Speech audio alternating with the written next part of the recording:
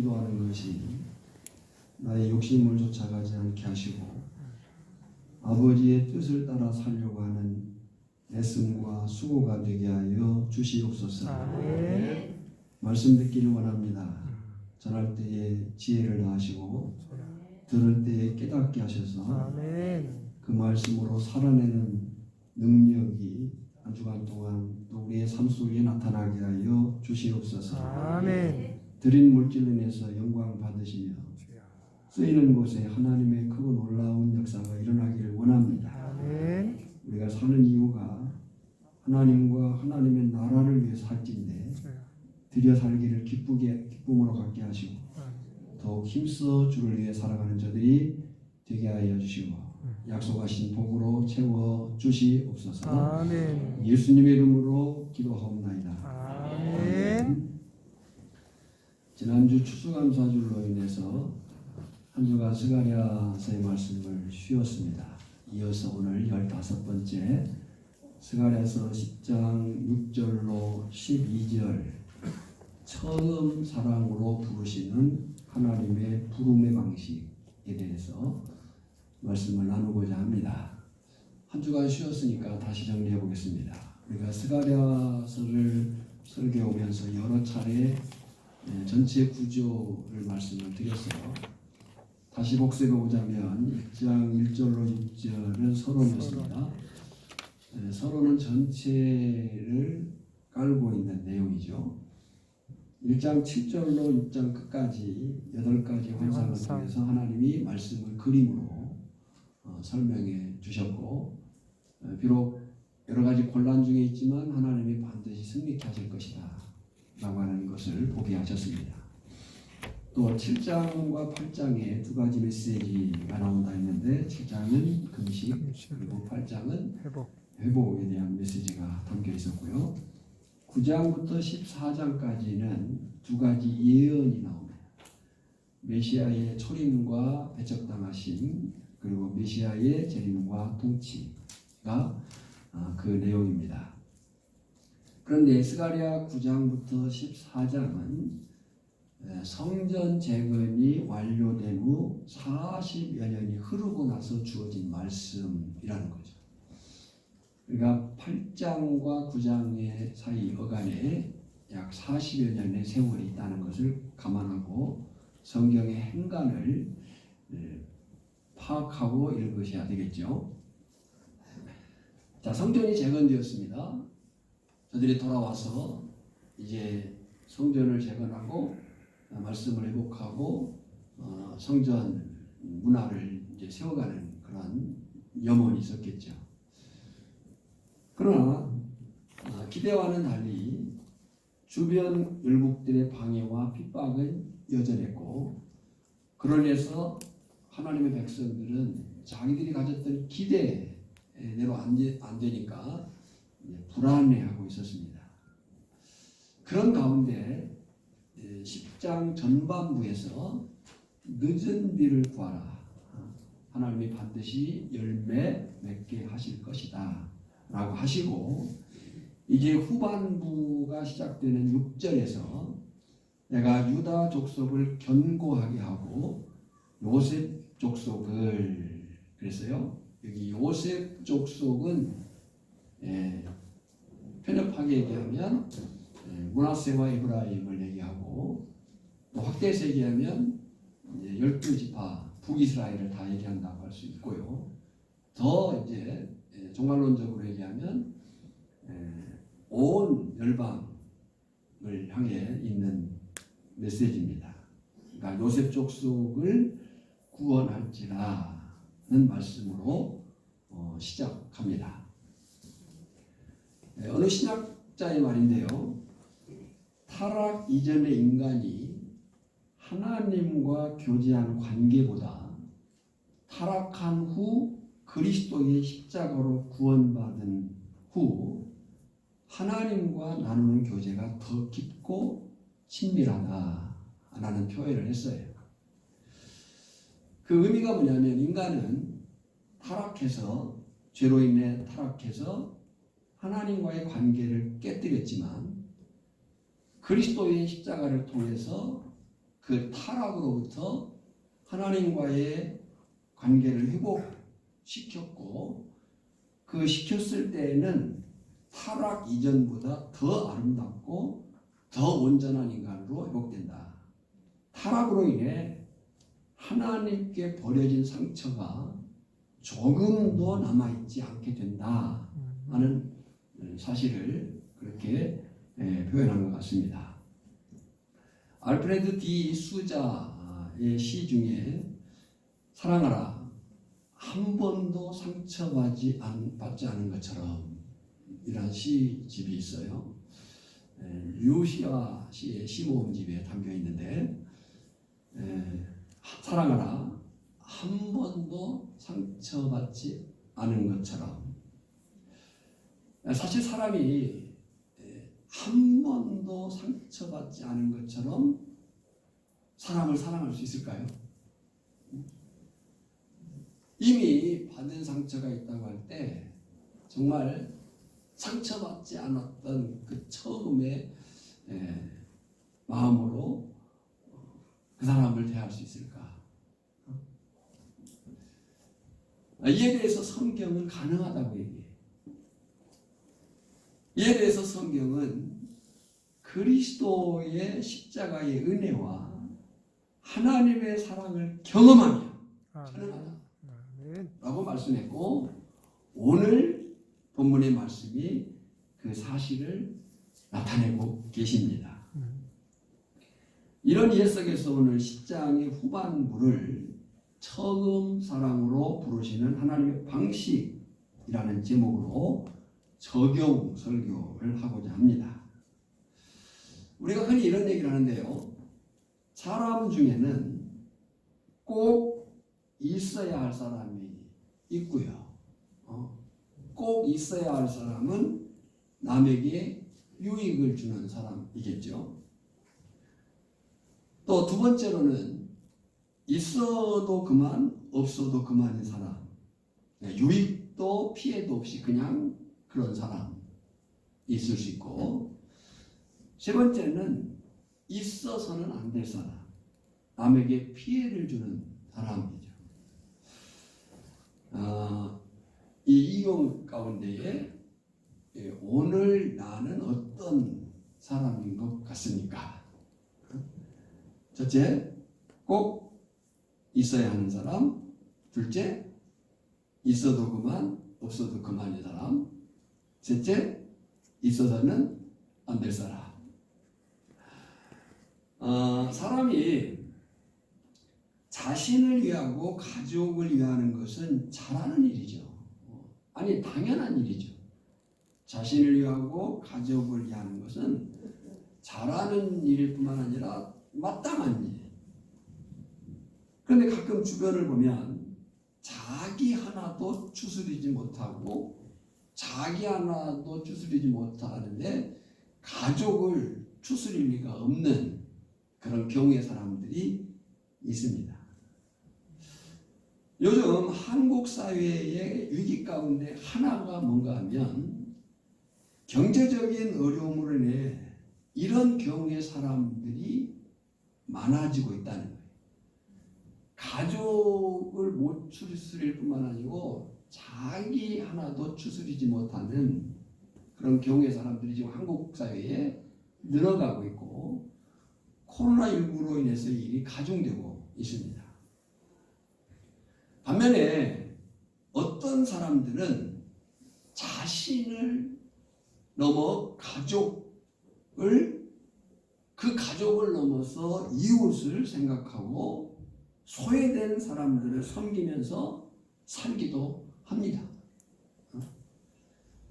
더군다나 오늘 본문을 보면 하나님의 생각이 그거예요. 하나님의 생각이 뭐냐면 자신 가족을 넘어서 이웃을 넘어서 민족을 넘어서 전 세계에 흩어진 자들을 사랑해내라고 말씀하고 있는 거예요. 때로 자신에게만 매인 사람들은 이웃이나 특히 세계 선교에 대해서 부정적인 사람들이 있어요. 나도 힘들고 우리도 힘드는데 무슨 이웃이며 또한 세계 뭐 선교냐, 우리가 이런 지경인데 라고 하는 생각을 가질 수 있어요. 생각을 고치시기를 바랍니다. 여러분요, 하나님의 계획, 그리고 그 하나님의 계획을 펼치시는 방법, 그 하나님의 계획과 그 방법을 펼쳐서 복 주시고자 하시는 하나님의 그 진행이 뭐냐면, 내가 잘되고 그들을 잘되게 하는 것이 아니고요, 그들을 잘되게 할 때 나를 잘되게 하신다고 하는 약속이 담겨 있거든요. 그러니까 이것은 순서를 바꾸셔야 돼요. 우리의 생각이 내가 우선 살고 봐야지 라고 하는 생각이 크단 말이에요. 그러니까 이웃이나 세계에 우리의 마음과 시선을 갖지 못하는 경우가 있어요. 그런데 하나님의 계획과 그 하나님의 축복의 진행의 방식이 뭐냐면, 그들을 잘되게 할 때 나를 잘되게 하신다는 거예요. 그래서 저나 여러분을 먼저 구원의 백성 삼으신 이유가 뭐냐면 그 일을 하게 하기 위해서. 하나님이 아브라함을 부르신 것은 아브라함만을 위한 것이 아니고 그 아브라함을 위해서 한 가족을 이루게 하시고 한 가문을 이루게 하시고 그 가문을 통해서 민족을 이루게 하시고 그 민족을 통해서 열방을 구원해내기 위해서. 그런데 유대인들이 착각을 한 거죠. 잘못된 선민의식에 빠져가지고 그것을 특권으로 여겼다. 책임과 역할로 사명을 감당했어야 되는데 그렇지 못했다. 오늘 저나 여러분을 하나님이 먼저 부르신 이유는 단지 나만의 내 겨우 가족이 아니, 그 기복주의. 하나님이 먼저 나를 아브라함 되게 복의 근원 삼으신 것은 나로 인해서 하나님의 사람들을 세우고 잘되게 하기 위해서인 줄 믿습니다. 예수님의 최후 명령이 그거였어요. 마태복음 28장 19절 20절 너무 잘 아는 말씀이에요. 그러므로 너희는 가서 모든 민족을 제자로 삼아. 모든 민족이에요. 이게 판타타 에드네라는 말이에요. 모든 족속이에요. 모든 민족이에요. 그 판타타 에드네라는 말은 국가 단위가 아니에요. 언어부족 단위예요. 그러니까 세세 모든 그 지역과 언어권에 가서 제자로 삼아. 아버지와 아들과 성령의 이름으로 세례를 베푸고 내가 너에게 분부한 모든 것을 가르쳐 지키게 하라. 그 명령권자가 약속을 해요. 내가 이 세상 끝날까지 너희와 항상 함께 있으리라. 아멘. 할렐루야. 자, 보십시오. 본문에도 하나님의 그런 생각이 나오는 거예요. 6절을 보면 내가 유다 족속을 견고하게 하며 요셉 족속을 구원할지라 그랬어요. 유다 족속은 말 그대로 남유다. 남유다는 두 개 지파예요. 베냐민과 유다 지파.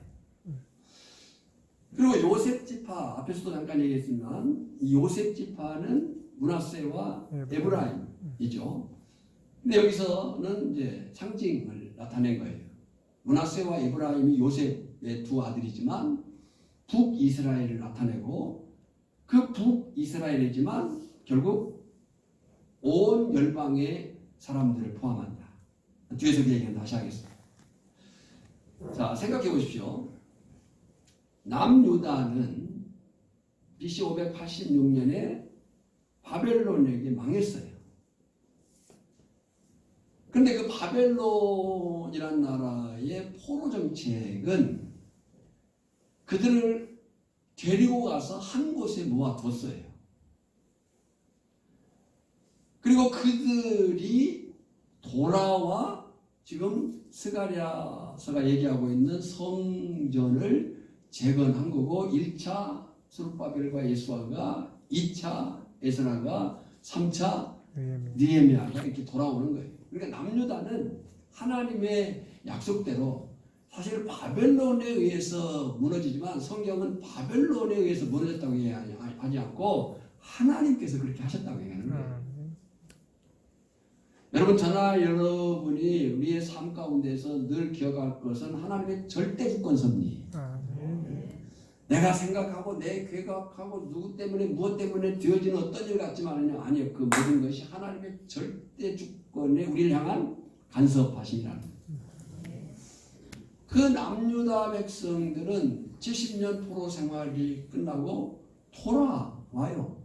남은 자들이 돌아와요. 그들이 에스라 공동체, 포로교환 공동체고 그들이 신약의 주인공인 거예요. 반면에 북이스라엘은 달랐어요. 북이스라엘은 722년에 아수르에서 의해서 망해요. 근데 이 아수르의 포로 정책은 바벨론하고 달라요. 아수르의 포로 정책은 저들을 포로 잡아서 흩어버렸고요. 그들이 최초에 시작되는 디아스포라예요. 흩어진 유대인들. 물론 이것도 하나님이 나중에 섭리하셔서 바울이 선교 현장에 가면 유대인들이 있습니다. 한국, 대한민국이 일제 지하 또 6.25 그런 사실들을 겪으면서 많이 흩어졌어요. 끌려가기도 하고 나가기도 한데 감사한 것은 우리 선교사들이 선교 현장에 나가면 거기에 한국인들이 있다는 거예요. 마치 그런 것처럼. 그러니까 이 아수르의 포로 정책은 바벨론과 달리 흩어버렸고 그리고 다른 민족들을 데리고 와가지고 섞어버렸어요. 혼혈족들이. 그들이 누구예요? 사마리아. 그러니까 이제 거의 민족 혈통적인 북이스라엘은 없는 거예요. 남유다 백성들은 돌아와서 포로교환 공동체로 에스라 공동체로 성전을 건축하고 예배 문화를 구축하고 그들이 이제 신약의 주인공이 되지만 북이스라엘은 돌아오지 않아요. 근데 지금 여기 요셉 족속을 구원할지라 이렇게 말한 거예요. 자, 그 다음 말씀 보면 내가 그들을 그랬어요. 유다뿐 아니라 거의 남이 된 북이스라엘. 그러니까 이 북이스라엘은 단지 혈통적 북이스라엘이 아니라는 것을 염두에 두셔야 돼요. 내가 그들을 긍휼히 여김으로 그들이 돌아오게 하리니. 여러분, 저나 여러분이 혈통적 유대인은 아니죠. 근데 이제 이방인도 아니에요. 저나 여러분의 정체를 예배소서는 하나님의 교회라고 얘기를 한 거예요. 그 하나님의 교회가 어떤 사람이냐? 이 사람들인 거예요. 하나님의 긍휼히 여기심으로 돌아오게 한 자들. 오늘 저나 여러분들이 여기에 해당되는 거예요.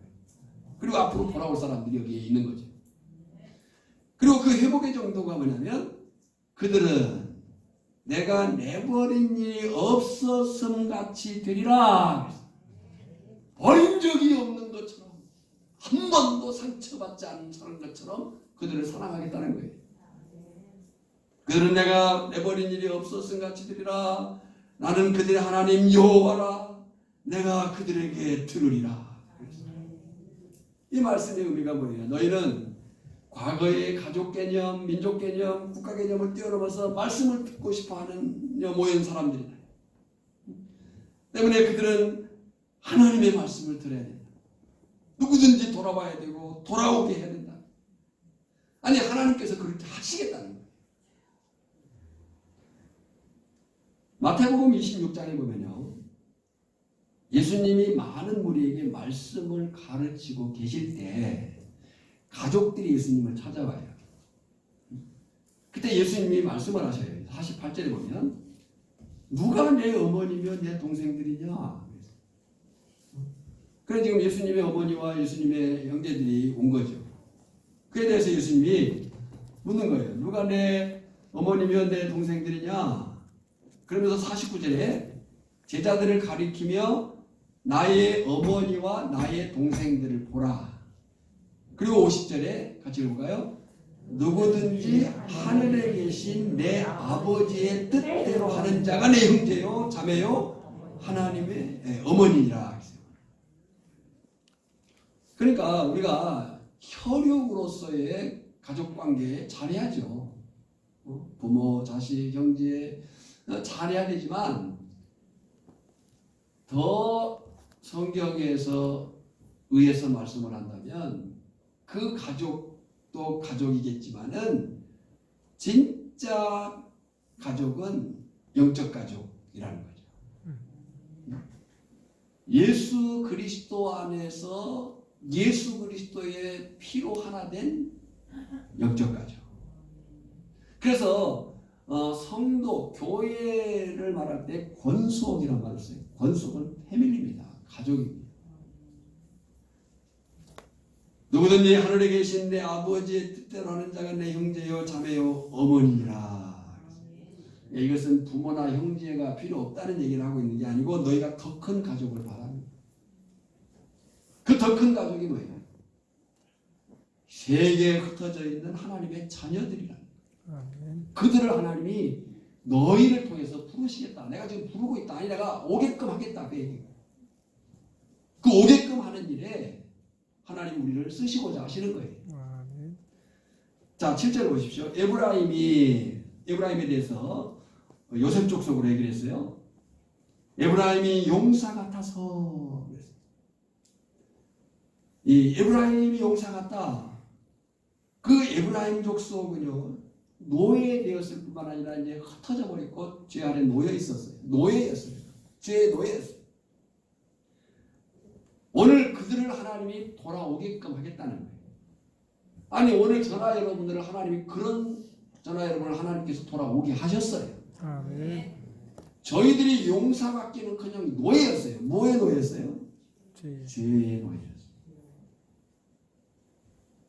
에브라임이 용사 같아서 포도주를 마신 같이 마음이 즐거울 것이요. 그들은 죄로 인해서 슬퍼하고 그 슬픔이 죄로 인한 것인지도 모르고 살고 있었던 우리를 포도주를 마신 같이 마음이 즐거울 것이요. 그들의 자손은 보고 기뻐하며 끊길 줄 알았던 소망이 생긴 거예요. 여호와로 말미암아 마음에 즐거워하리라 그랬어요. 사실 선교하면 앞에서도 말씀드렸습니다만 이제 언뜻 드는 생각이 내 가족도 아직 구원 못 시켰는데 또 우리 동네도 우리 교회도 우리나라도 아직인데 라고 하는 부정적인 생각을 갖는 사람들이 있습니다. 그런데 하나님의 생각은 우리 가족에게든 그것을 넘어서든 가야 한다는 거예요. 그리고 가보면 그들이 기뻐한다는 거예요. 아니 선교 우리가 단기 선교든 어쨌든 선교 현장에 가보면 그들을 위해서 하는 것 같지만 가서 보면 우리가 기쁨을 누리는 경우가 더 큽니다. 그들이 기뻐할 뿐만 아니라 우리의 기쁨이 더 커질 거고 우리의 기쁨만이 아니고 하나님이 기뻐하신다는 거예요. 아멘. 그러니까 저도 선교 현장을 많이 가봤지만 이제 갈 때 그들을 위해서 가요. 뭔가 영적으로 육적으로 그래도 우리가 나름대로 뭔가를 하고자 갔는데 가서 사실 준 것보다 내가 누리고 얻어가지고 온 것이 훨씬 더 큽니다. 가장 중요한 것은 그 현장에 갔을 때 다시 사명을 발견하고 하나님의 사람으로 살아내야 되겠다는 그런 다짐을 가지고 오게 되는 거예요. 왜 그럴까요? 하나님의 사람 보는 일이 그것이기 때문에 그래요. 그래서 교회는 그 존재 본질 자체가 교회가 존재하는 그 근본적인 이유 자체가 선교와 구제인 거예요. 오늘 우리 교회가 그 하나님의 본심, 하나님의 그 본질적인 마음을 실천해내는 그런 교회가 되기를 원합니다. 지난 주일날 추수감사주를 지내면서 두 분 선교사가 다녔습니다. 그 중에 필리핀 민다나오 다바오 신기대 선교사가 다녀갔습니다. 우리가 이제 아마 교회에서 강사료를 지불했을 것이고 또 상금을 잘 환납해 주셔서 그것과 또 개인적으로 후원과 식사를 해주신 걸 감사합니다. 근데 이제 그 돈을 바로 현지에 보낸 것도 왜냐하면 급박하니까요. 지금 그들은 엄청 급박하고 그래서 그 현지에서 정말 생명 같은 감사의 사진과 영상을 보내와서 이번 주일날 4개 교회에 90여 개 가정에 나눠준다라고 되어 있어요. 그 중에 아마 이제 미리 어제 나눠준 교회가 데카홈 교회라는 교회인데 그 데카홈 교회 지금 목회자는 제가 청년 때 아마 20살 때 봤던 청년이 이제 전사가 되고 목사가 되고 결혼해가지고 지금 그때 제가 개척할 때 거기 같이 갔었는데 조그마한 한 5평 6평밖에 안 되는 그 조그마한 집에서 시작한 교회가 지금은 건물을 짓고 사역을 크게 하고 있는 잘하고 있는 조안이라고 하는 그 사모님이 정말 신실하게 학교 사역입니다. 사모 역할과 학교 사역을 하면서 교회를 세우는. 그 교회는 어제 미리 나눠줬다고 해요. 그래서 한번 영상을 한번 보겠습니다.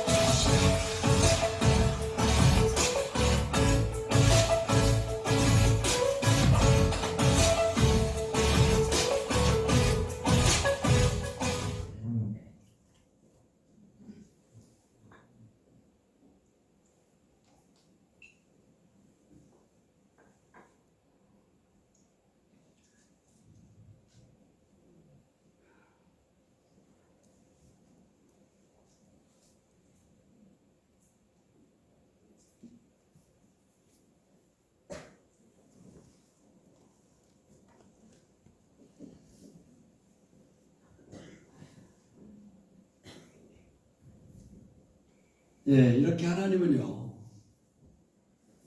구원의 백성, 당신의 자녀들을 모으시기를 원하십니다. 우리가 단지 적은 물질을 후원했지만 단지 그들에게 끼니를 건넨 게 아니고 그 끼니 속에 하나님의 부르심을 담은 거죠. 복음을 담은 거죠. 하나님은 지금도 그렇게 우리를 부르고 계시고 저들을 부르고 계시고 그 부름에 우리가 쓰임받기를 원하시는 거예요. 그런데요, 하나님이 사람을 부르시는 몇 가지 방식이 있어요. 우리가 깨닫는 것이 은혜다 그러는데 저나 여러분이 깨달아 이 자리에 나온 줄 믿습니다.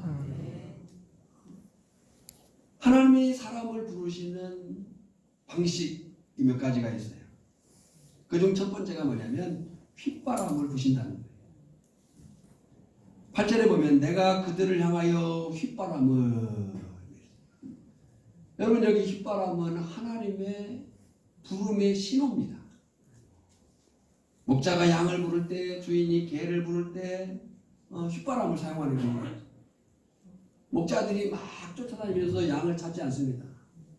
휘바람을 부르면 그 휘바람 소리를 듣고 양들이 오는 것처럼 하나님께서 당신의 백성을 부르시는 그 방식, 그 첫 번째가 휘바람을 분다. 그 하나님의 휘바람의 가장 큰 신호가 뭐냐? 하나님의 말씀인 거거든요. 아멘. 말씀을 듣고 깨달아 돌아오는 자가 사는 거예요. 내가 그들을 향하여 휘바람을 불어 그들을 모을 것은 내가 그들을 구속하였습니다.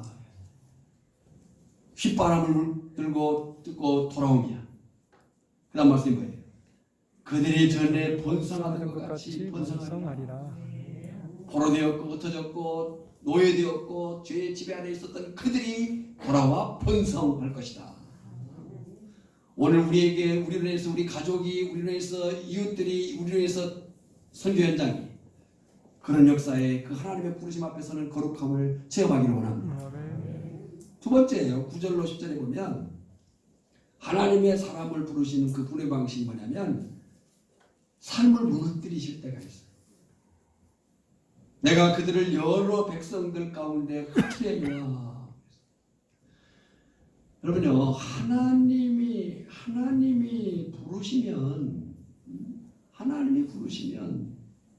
누가 감당할 수 있겠어요? 그러지 않습니까? 하나님이 부르심에, 하나님의 그 흩으심에 누가 감당할 수 있겠냐는 거예요.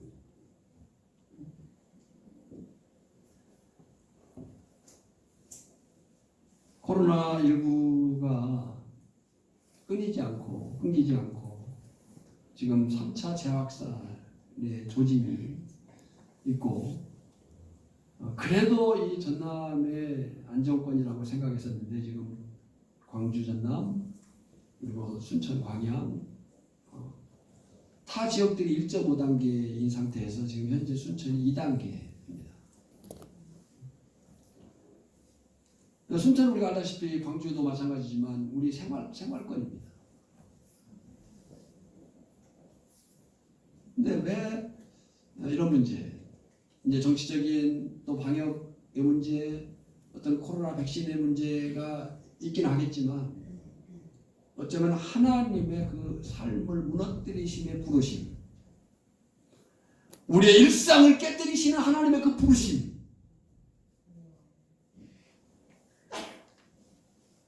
왜 그럴까? 그 하나님 앞에 우리가 단독자로 서서 그 하나님의 부르심을 다시 한번 심각하게 깊이 생각해야 될 때가 아닌가. 이건 다른 사람, 또 다른 지역, 다른 나라의 문제가 아니라 오늘 우리 자신들을 향한 하나님의 부르심의 방식이라고 하는 사실을 깨달았기를 원합니다. 사실 병보다 무서운 것은 병인 줄은 모르는 거잖아요. 하나님의 신호가 있는데 중요한 것은 그 신호를 빨리 깨닫는 거거든요. 내가 그들을 여러 백성들 가운데 흩으려니와 그들이 먼 곳에서 나를 기억하고, 이것은 생각하는 정도가 아니라 하나님의 뜻을 발견하고 그들이 살아서 그들의 자녀들과 함께 돌아올지라. 여러분, 어떤 처지, 어떤 형편, 어떤 악함, 어떤 무너짐 가운데 있다 할지라도 하나님께 돌아오기만 하면 살게 될 줄 믿습니다. 돌아오는 자가 복된 것. 그리고 10절에 하나님의 의지가 나와요. 내가 그들을 애굽 땅에서 돌아오게 하며 그들을 아수르에서부터 모으며 길라 땅과 레바논으로 그들을 이끌어가리니 그들이 거할 곳이 부족하리라. 강조가 뭐예요? 어떤 경우 어떤 처지에서라도 하나님은 회복시키실 수 있다. 하나님의 휘바람 소리와 하나님의 그 부르심의 삶의 무너뜨림이 있다고 한다면 깨닫고 돌아와라. 그러면 살게 될 줄 믿습니다. 그 다음에 세 번째는 11절에 하나님의 부르의 방식이 뭐냐면 고난, 또 고통을 통해서 내가 그들이 고난의 바다를 지날 때에, 여기 고난에 대해서 개역성경은 고해, 아마 홍해를 염두에 두고 그렇게 번역했던 것 같아요. 의역하면 애굽의 바다죠. 내가 그들이 고난의 바다를 지나갈 때에 바다 물결을 치리니. 이 말이 무슨 말이에요? 돌아오는 과정이 힘들 수 있다는 거예요.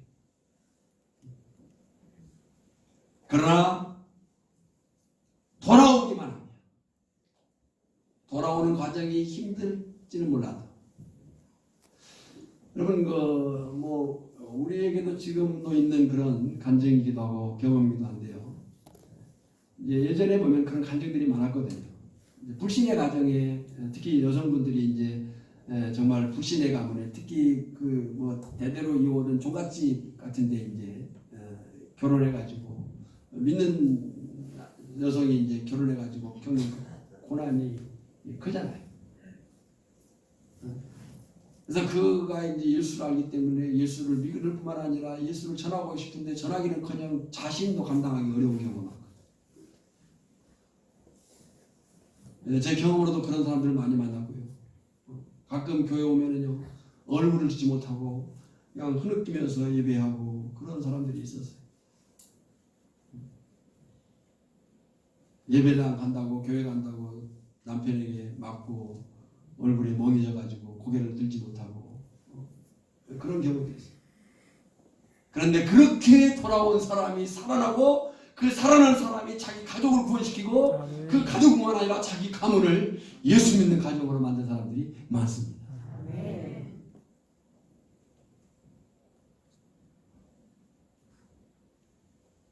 어제 저희 교회에 이제 다시 올 기회가 있을지 모르겠습니다만은 지금 현재 총신대학교 총장이신 이재서 목사님께서 사모님하고 다녀가셨습니다. 녹동제일교회 오늘 설교 때문에 오셨다가 선배이기도 하고 또 이제 오셨습니다.